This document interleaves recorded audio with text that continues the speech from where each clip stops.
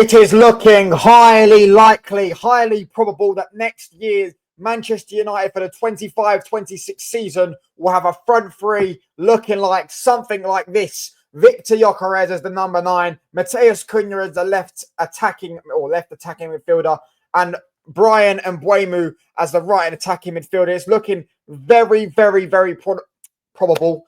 Sorry, put my words out there. Probable that these 3 deals will happen. Obviously, Matheus Cunha is already complete. He's already a Manchester United player. Bryan Mbeumo, I believe, will be done by tonight. I believe we'll get a here we go as soon as possible. Victor Gyökeres will be somewhat within, I believe, around the time of July, depending on, the likes of Garnacho or Nana, Rashford, whoever Man United are planning on selling, who they sell and how much they sell them for. But I do believe Victor Gyökeres is going to be a Manchester United football player. And in this video, I'm going to show you how Manchester United could potentially line up. But I want to ask you a question before I get straight into this. Let me know what you think in the comments below. If Man United have this front three, we obviously have Xerxes and Ahmad as well as backups. Kobbie Mainoo and Mason Mount. You know what I'm saying? So where would this front three rank in the Premier League? Where would you say this would be the front three? Would it be top 3 front threes in the Premier League? I heard some people say it'd even be the best front three in the Premier League. Would it be top 5? In my opinion, it'd be floating around top 5, top 6. But I need to see it actually in practical first rather than just in theory. Because in theory, it looks great, but I want to see how it actually works. I'm still a bit cautious about, there's no real creator in that front three. There's no elite creator in that front three. That's why I would have preferred a Cherky to Bryan Mbeumo if he was going to get Gyökeres. But however, it's still for me a very solid front three. You've got goals. You've got a decent level of creativity. You've got a ball carrier, a dribbler in Cunha and stuff like that. So you've got a decent amount of quality there. Where would you say in the comments? Let me know. Hit the sub button if you're new. Road to 1K, 30 subscribers off 1,000. Let's hit that by hopefully tonight. It is Sunday, the 8th of June. I'm going to be doing 2 live streams at least today. After this, I'm going to be doing one talking about transfers. And then after that, I'm going to do the Spain versus Portugal Nations League final watch-along. So do hit the like buttons, do hit subscribe buttons, hit the share button, all that good jazz. Now, let's get into this. Right. So let's hit with a screen share. Let's hit you with a screen share. Or we could just do this. What we're doing. Could just do this. Lineup builder. This is how. Obviously, we've got the 3-4-2-1 formation. For now, we're just going to put the easy ones in so far. So we know Mao is going to be a centre back next season. We know De Ligt will be a centre back next season. We know Lenny Yoro will be a centre back next season. So we'll type all these players up. Yoro. We'll know Bruno's going to be playing in the midfield next season. We know Ahmad will probably be playing at right wing back next season, which is I think is a solid option for right wing back for now. I'd like to see him in a 10, but I do think that's a good option to have in the right back because right now he's probably a stopping block in the right wing back position because we can't identify or maybe can't afford another one at the moment in time. So yeah, Ahmad in the right wing back position should be a solid option.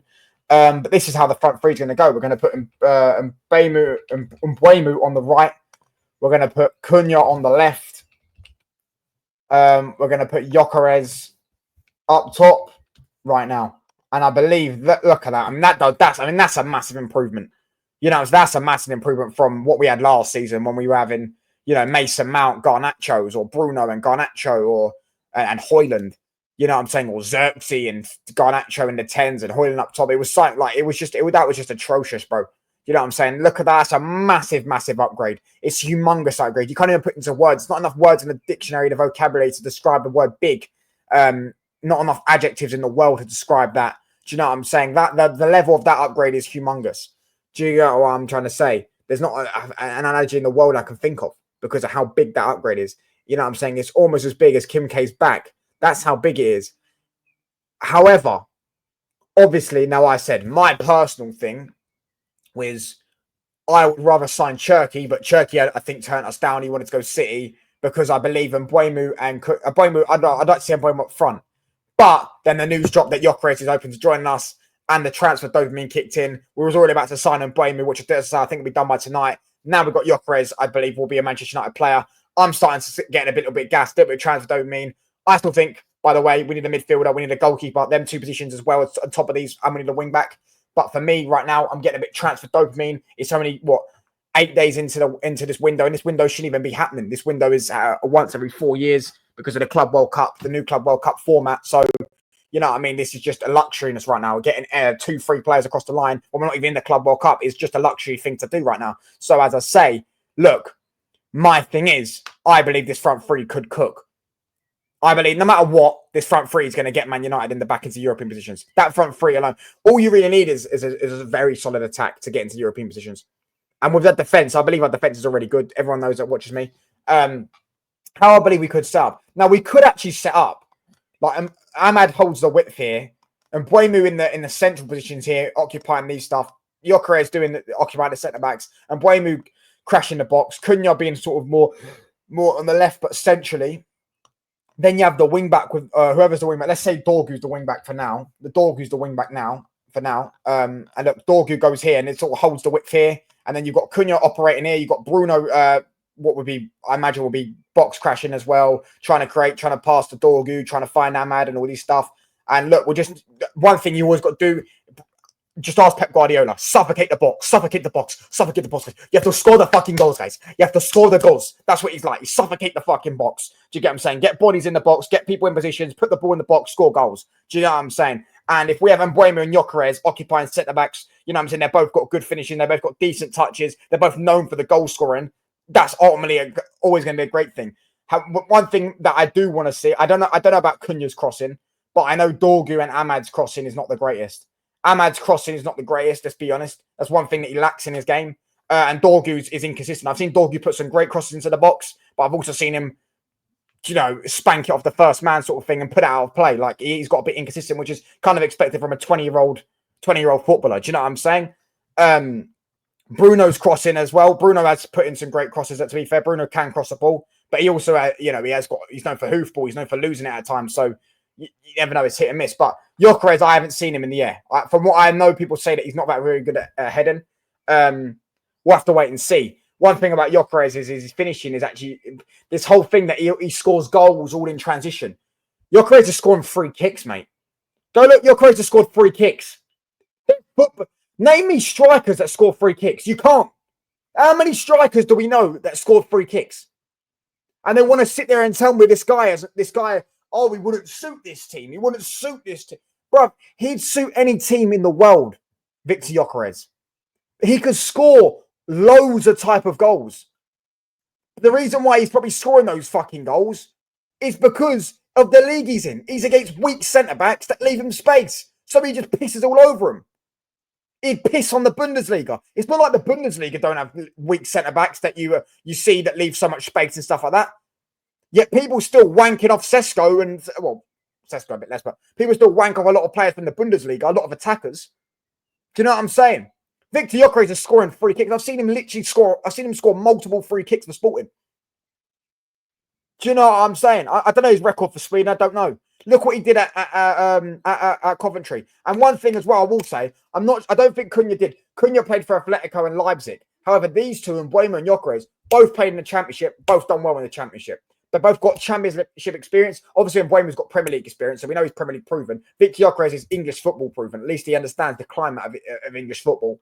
He's also played for Brighton, but I don't think he did that well. He went on. I want to say he got sold to Coventry, and then that's when he went to Sporting, and he done decent at Coventry. I think he got like 20 goals or something in all comps in one time for Coventry, and then obviously he went to Sporting and absolutely killed it there, broke records and all that stuff, etc., etc. 97 goals in 102 games. So listen, this is how I would personally. For now, we're going to say Emi Martinez because it looks like those links are coming more credible. Whether he wants to join us or not, I don't know. I need to type Emi Martinez. Yeah.